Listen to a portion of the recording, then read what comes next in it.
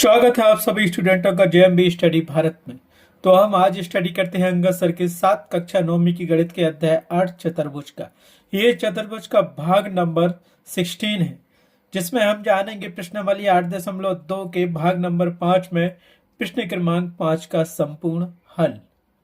इससे पहले यदि आपने हमारे चैनल जेएमबी स्टडी भारत को सब्सक्राइब नहीं किया है तो सब्सक्राइब कीजिए, ताकि इसी प्रकार की वीडियो आपको सबसे पहले मिल सके। तो आइए हम देखते हैं कि प्रश्न नंबर 5 क्या कहता है। प्रश्न नंबर 5, एक समांतर चतुर्भुज एबीसीडी में ई और एफ बिंदु क्रमशः भुजाओं एबी और सीडी के मध्य बिंदु हैं। देखिए आकृति 8.22 में दर्शाइए कि रेखाखंड एएफ और ईसी विकर्ण बीडी को समद्विभाजित करते हैं। तो ये आकृति हमें दी गई है 8.22। ए बी सी डी एक समानांतर चतुर्भुज है। उसने कहा कि ए बी का मध्य बिंदु हमारे पास क्या है। ए बी का मध्य बिंदु को हम दर्शा देते हैं। ए बी का मध्य बिंदु है ई और एफ मध्य बिंदु है भुजा सी डी का। ए सी डी भुजा का मध्य बिंदु एफ हो गया, ए बी भुजा का मध्य बिंदु ई हो गया। हमें बताना है कि ये विकर्ण बी डी को समद्विभाजित करता है कौन, एएफ रेखाखंड और ईसी रेखाखंड। तो क्या करेंगे हम, समांतर चतुर्भुज दिया गया है और समांतर चतुर्भुज की परिभाषा से हम जानते हैं इसकी आमने सामने की भुजाएं क्या होती हैं, समांतर होती हैं और बराबर होती हैं। ठीक है, समांतर चतुर्भुज की परिभाषा तो जानते हो। तो ये भी बराबर हो जाएगा सी डी, मतलब ए बी के समानांतर हो जाएगा सी डी, और यहां से ए ई समानांतर हो जाएगा एफ सी के, क्योंकि समानांतर चतुर्भुज ये भी तो बनेगा इन दो रेखाखंडों को मिला के, क्योंकि यहां से क्या दिया है, ई सी मध्य बिंदु है, ई मध्य बिंदु है ए बी का और एफ मध्य बिंदु है सी डी का। तो ये जो बनेगा ना ए ई सी एफ, ये भी एक समानांतर चतुर्भुज बनेगा और इसकी आमने सामने की भुजाएं भी क्या होंगी, समानांतर होंगी। और ये पी क्यू एस विकर्ण बी सी के बी डी के क्या है, मध्य बिंदु है। अगर इसके मध्य बिंदु हैं, दो मध्य बिंदु हैं, तो यह क्या करेंगे,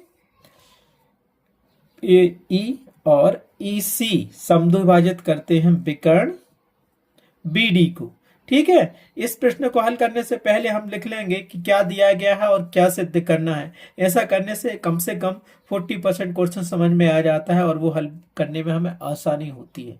ठीक है, तो हमें दिया गया है एबीसीडी एक समानांतर चतुर्भुज है जहां ई और एफ क्रमशः भुजाओं ए बी और सी डी के मध्य बिंदु हैं।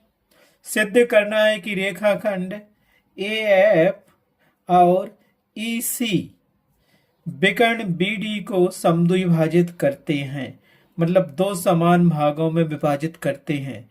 यहां से यहां तक की दूरी और यहां से यहां तक की दूरी और यहां से यहां तक की दूरी क्या होगी, समान होगी।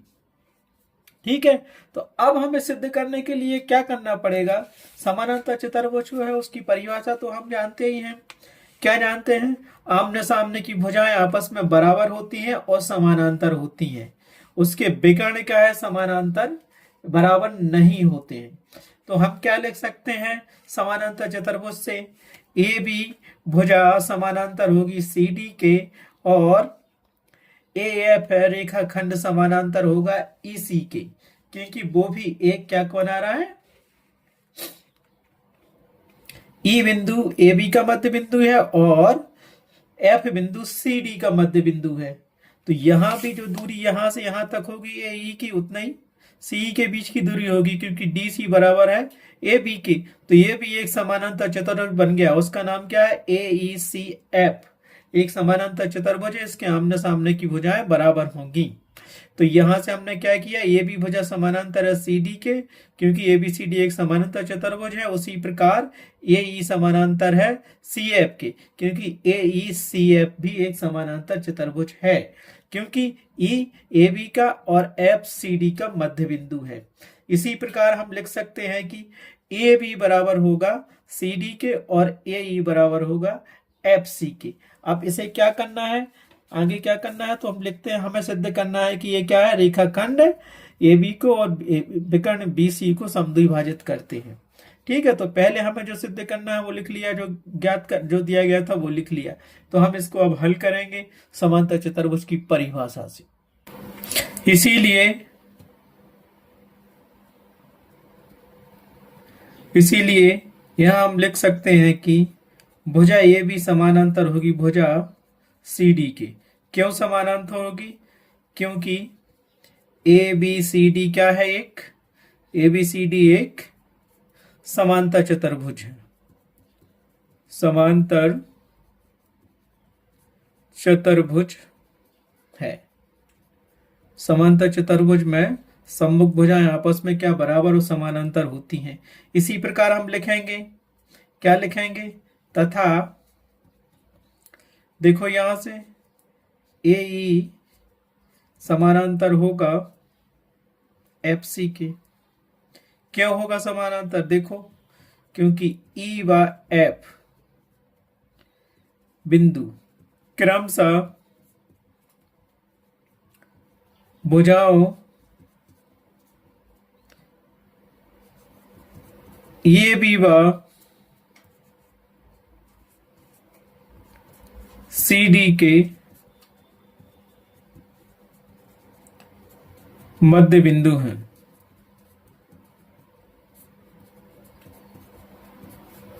ठीक है, मध्य बिंदु है इस भुजा का, तो इस ए बी भुजा को दो पार्टों में बांट रहा है, और ये एफ का मध्य बिंदु है तो सी डी भुजा को दो पार्टों में बांट रहा है। और समांतर चतुर्भुज की परिभाषा से सी डी बराबर है ए बी के, समानांतर है, तो ये क्या होगा? ये भी एक बन गया। क्या बन गया? समानांतर चतुर्भुज बन गया ए ई सी एफ। तो इसमें भी आमने सामने की भुजाएं बराबर होती हैं, तो हम लिख सकते हैं कि ए ई समानांतर है एफ सी के। बन गया है, इतना तो समझ में आ गया। इसी प्रकार हम क्या लिख सकते हैं? सच दैट, इसी प्रकार हम लिख सकते हैं, देखते जाइए समझ में आ जाएगा। इसी प्रकार हम क्या लिखेंगे? ए बी बराबर है सी डी के। देखो लिख लो यहां पे ए बी बराबर है सी डी के। क्या लिखोगे? इसीलिए ए बी बराबर है सी डी के। क्यों? समांतर चतुर्भुज की परिभाषा से पहले ही रीजन दे चुके हैं। आमने सामने की भुजाएं क्या होती हैं? बराबर होती हैं। सम्मुख चतुर्भुज में लिख लो, यहाँ पे रीजन देना हो तो लिख लो, क्योंकि इतना ही लिख लो, ए बी सी डी एक क्या है? समांतर चतुर्भुज। समांतर चतुर्भुज, ठीक है। समांतर चतुर्भुज सम्मुख भुजाएं क्या होती हैं? बराबर होती हैं। अब ए बी को हम क्या लिखें? ए बी को हम ऐसा भी लिख सकते हैं, दोनों तरफ दो का भाग दे देते हैं, क्योंकि समद्विभाज्य सिद्ध करना है, तो ए बी बटे दो बराबर सी डी बटे दो। ऐसा तो लिख सकते हैं, क्योंकि दोनों तरफ दो का भाग दे दिया, या एक बटे दो का गुणा कर दिया, दोनों तरफ लिख सकते हो यहाँ पे, क्योंकि बराबर में जब बराबर का भाग देते हैं तो वो चीजें आपस में भी बराबर होती हैं यूक्लिड की ज्यामिति के अनुसार। तो ये क्या हो गया? ए बी बटे दो। तो इसको हम क्या लिख सकते हैं? अब देखो, ए बी बटे दो को क्या लिखेंगे? ए बी बटे दो किया हमने, तो ये ई और ए ई बराबर होगा बी ई के या ई बी के। आया समझ में? क्योंकि ई और एफ क्रमशः भुजाओं ए बी और सी डी के मध्य बिंदु हैं, तो ए बी को हम लिख सकते हैं, ए बी बटे दो को हम लिख सकते हैं ए, या उसको तुम बी भी लिख सकते हो, और सी डी को लिख सकते हो वहां पे एफ सी या एफ डी भी लिख सकते हो। ठीक है, इसको लिख दो एफ सी। रीजन, क्योंकि वही रीजन जो पहले दे चुके हैं, बिंदु ई तथा एफ क्या है? क्रमशः भुजाओं, किन किन भुजाओं के? बिंदु ई तथा एफ क्रमशः भुजाओं ए बी और सी डी के मध्य बिंदु हैं। ऐसा तो लिख सकते हैं मध्य बिंदु है, तो बिल्कुल हम लिख सकते हैं ए बी बटे टू बराबर सी डी अपॉन टू को हम लिख सकते हैं ए ई बराबर एफ सी, या फिर लिख सकते हैं बी ई बराबर एफ डी। ठीक है, अतः हम इसको क्या कह सकते हैं अभी देखना। इसीलिए इसको, इसके लिए हम लिख सकते हैं ए ई बराबर है एफ सी बा ए ई समानांतर है एफ सी के। अतः ए ई सी एफ एक समानांतर चतुर्भुज होगा। तो इसको लिख लो, अतः ए ई CF एक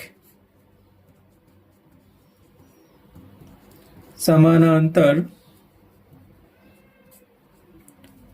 चतुर्भुज क्या होगा? समानांतर चतुर्भुज होगा।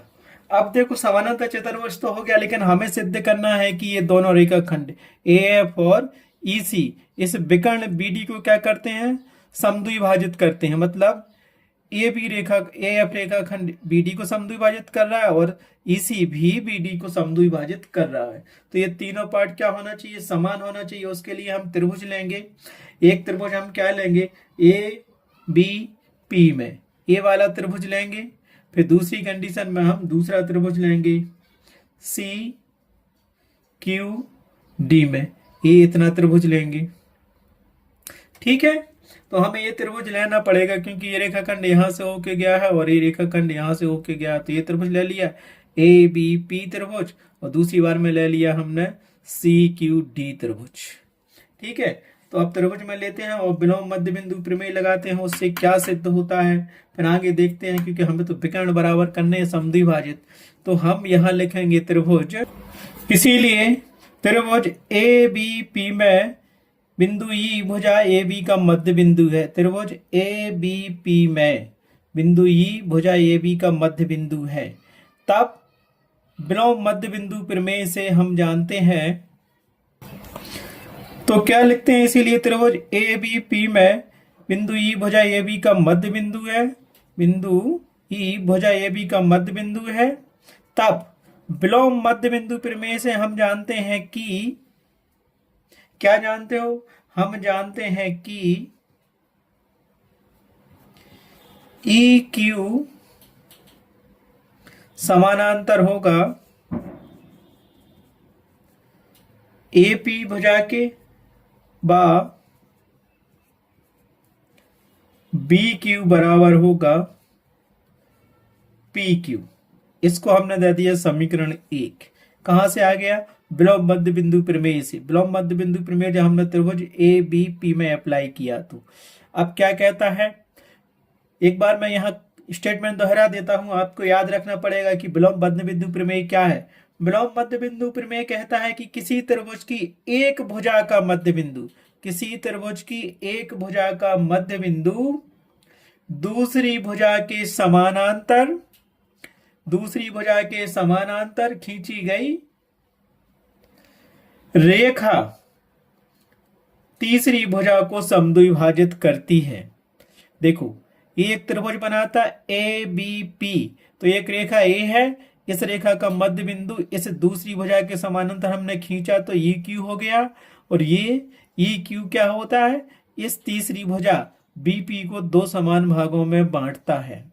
ठीक है, ये विपरीत मध्य बिंदु प्रमेय होता है, जिससे हमने लिख लिया कि EQ समानांतर है AP के, EQ A भुजा समानांतर है AP के, और BQ बराबर होगा PQ या QP के, क्योंकि जब ये बिंदु यहां मिल रहा है तो ये बिंदु Q BP भुजा को दो समान भागों में बांट रहा है विलोम मध्य बिंदु प्रमेय से। तो यहाँ सिद्ध करने की जरूरत नहीं है, रीजन बस हमने दे दिया। प्रमेय आपको इंट्रोडक्शन वाली वीडियो में मिलेगा, तो उसको देख लेना, उसका कथन और उसको कैसे प्रूव करना है। ठीक है, ये तो हो गया हमारे पास सिद्ध। और इसी प्रकार हम क्या करेंगे? इसी प्रकार हम लेंगे त्रिभुज, आप कौन सा त्रिभुज लेंगे? CQD में, क्योंकि इतना पार्ट तो इसमें आ गया, केवल इतना बचा है, तो हम लेंगे ये त्रिभुज CQD में, तो ये दोनों इसमें आ जाएंगे। ठीक है, इसमें अभी विलोम मध्य बिंदु प्रमेय लगा देंगे। इसका मध्य बिंदु क्या है? DC का F है, और यहां से इसके समानांतर एक रेखा दूसरी रेखा के समानांतर खींचेंगे, ये बिंदु खींच दिया यहां पे। ठीक, तथा अब त्रिभुज CQD में बिंदु F भुजा CD का मध्य बिंदु है। तब विलोम मध्य बिंदु प्रमेय से, तब विलोम मध्य बिंदु प्रमेय से, विलोम मध्य बिंदु प्रमेय अप्लाई करो त्रिभुज CQD में। क्या कहता है? विलोम मध्य बिंदु प्रमेय कहता है कि किसी त्रिभुज की एक भुजा का मध्य बिंदु दूसरी भुजा के समानांतर खींची गई रेखा, दूसरी भुजा के समानांतर खींची गई रेखा तीसरी भुजा को समद्विभाजित करती है। देखो सी डी का मध्य बिंदु एफ है और इससे एक ये रेखाखंड खींचा हमने एफ पी या पी एफ, इस दूसरी भुजा के सी क्यू के अकॉर्डिंग समानांतर खींच लिया, तो ये जो तीसरी भुजा है क्यू डी या डी क्यू, इसको ये रेखाखंड एफ पी एफ दो समान भागों में बांटेगा। ठीक है, तो यही लिखना है तो लिख दो। इसीलिए यहां हम क्या लिख सकते हैं, लिख लो सी एफ समानांतर होगा सी क्यू के। सी एफ समानांतर है ये सी क्यू के। ठीक है, सी एफ समानांतर होगा सी क्यू के। सॉरी, यहां हम करेंगे पी एफ करेंगे, सी एफ ना करके पी एफ रहेगा वहां पे। ठीक है, पी एफ ही होगा। पी एफ समानांतर है, पी एफ समानांतर है सी क्यू के। ठीक है, ये पी एफ समानांतर है ये सी क्यू के। बा क्या हो जाएगा यहाँ पे, ये डी पी बराबर होगा पी क्यू के। बा डी पी बराबर होगा पी क्यू के। इसको हमने दे दिया समीकरण नंबर 2। ये कहां से आ गया, जब हमने त्रिभुज सी क्यू डी में विलोम मध्य बिंदु प्रमेय अप्लाई किया तो हमारे पास ये रिजल्ट मिल गया। तो समीकरण 1 और समीकरण 2 मिल गया हमें, और समीकरण 1 और 2 से हमें क्या मिलेगा, देखो समीकरण 1 और 2 से, इससे कुछ नहीं लेना है, केवल इससे देंगे। ठीक है, तो समीकरण 1 और 2 से क्या मिलेगा, ये समानांतर एक भी समानांतर ए पी के, और यहाँ पी एफ समानांतर है सी क्यू के। तो ये और दूसरी कंडीशन क्या थी, बी क्यू बराबर है पी क्यू के और इसमें डी पी बराबर है पी क्यू के। समीकरण 1 में तो यहाँ बी क्यू बराबर पी क्यू आएगा और यहाँ पी क्यू बराबर है डी पी के। तो इसमें लिख लो डी पी बराबर पी क्यू और पी क्यू बराबर बी क्यू लिख सकते हैं। इसीलिए यहां से मिल जाएगा समीकरण 1 और 2 से डी पी बराबर है पी क्यू और ये पी क्यू काय के बराबर है समीकरण 1 में बी क्यू के। तो देखो ये डी पी बराबर है पी क्यू के और पी क्यू बराबर है बी क्यू के या क्यू बी के। ठीक है, ये तीनों भुजाएं क्या बराबर हो गई। अतः हम क्या कर सकते हैं, जो विकर्ण बी डी है वो क्या होगा, रेखाखंड ए एफ का और सी को 3 समान भागों में विभाजित करता है, अर्थात समद्विभाजित करता है। इससे यह सिद्ध हो गया कि नहीं हुआ, बताओ आप। हो गया ना। देखो ये डीपी जितना है ये पी क्यू के बराबर है, यहां से यहां तक के बराबर है, और ये पी क्यू बराबर है कितने, बी क्यू के। ये पार्ट इसके बराबर है और ये पार्ट इसके बराबर है, तो तीनों पार्ट बराबर हो गए।